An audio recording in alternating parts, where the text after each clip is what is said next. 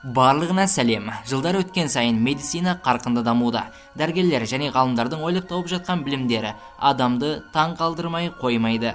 Медицинаның дамуы арқасында адам өлгеннен кейін бірнеше жыл өтіп қайта тірілуге мүмкіндік алды. Бүгінгі видеода қайта тірілу үшін мұздатылған адамдарды көрсететін боламын.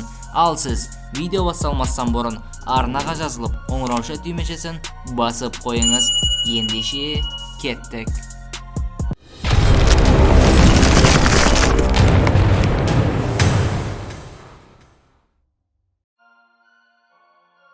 Бұл капсула ішіндегі адамдар қайта тірілу үшін $80 000 төлемақы жасаған. Бұл өте қымбат деп ойласаңыз, басқа жолдары да бар. Бүкіл денем тірілмесе де, тек қана басым, яғни миым тірілсе жеткілікті десеңіз, $15 000 төлемақы жүзеге асырасыз. Сіз көріп тұрған арнайы мұздатушы капсулалардың ішінде бірнеше жылдан бері өзінің қайта тірілуін күтіп жатқан адамдар бар. Сіздің ойыңызша, болашақта бұл адамдар қайта тірілуі мүмкін бе? Жақсы, барлығын басынан бастасақ, бұл неден басталды? Бұл жаңалықты кім ашты? 1992 жылы профессор Паус деген бір тәжірибені жүзеге асырды. Калифорнияда өткен бұл тәжірибеде өзінің Майсезин атты итіні мұздатты және қайта тірілтірді. Және бұл тәжірибе кезінде иттің бүткіл қанын денесінен шығарып алған және 70 минут бойы мұздатқан. Арадан 70 минут өткеннен кейін қанды иттің денесіне қайта құйған. 3,5 жастағы бұл ит өмірге қайта келген кезде бүткіл денесі және қабілеті өз орнында болған. Осы күннен бастап дәл осы тәжірибе адамның қайта тірілуіне бірден-бір дәлел болып келуде. Бүткіл әлем бойлап қазіргі таңда Америка және Ресейде барлығы 3 адамды мұздатушы компания жұмыс жасайды. Алдағы уақытта тағы да компаниялар ашылуы күтілуде. Бұған себеп сұраныстың көп болғандығы. Болашақта қайта тірілту үшін қазіргі таңда 200-ден артық адам мұздатылған.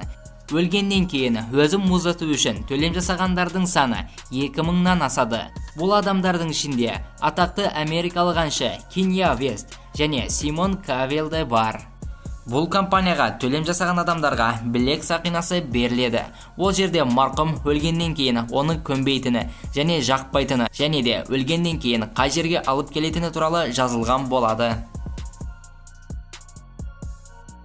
Адам өлгеннен кейін оны қалай мұздатады? Дәл осы процеске тоқтала кетсек, алдымен қаза тапқан адамның тамырынан қандарды суырып алады және оның орнына мұздамайтын химиялық сұйықтық құйылады. Егер де қан тамырда қалып қойса, тамыр үлкендейді және жарылады. Кейін денені 5 күн ішінде жаймен -196 градусқа мұздатады. Бұл жұмыс біткеннен кейін адам денесін капсула ішіне салады және адамды қайта тірілту үшін процесс аяқталады. 100 жылдан кейін қайта тірілдіңіз делік. Қайта тірілгеннен кейін жалғыз қаламын ба деп қорқсаңыз, компания сіз үшін шегірме жасап береді. Отбасыңыз үшін арнайы арзандатылған шегірме негізінде келісім мүмкіндігін береді. Тіпті қаласыңыз, үй жануарларында өзіңізбен бірге мұздатуыңыз мүмкін. Мысал үшін, америкалық бизнесмен Денис Куоски үлкен қаражат төлем жасап, бүткіл отбасын өлгеннен кейін мұздату үшін келісімге қол қойған.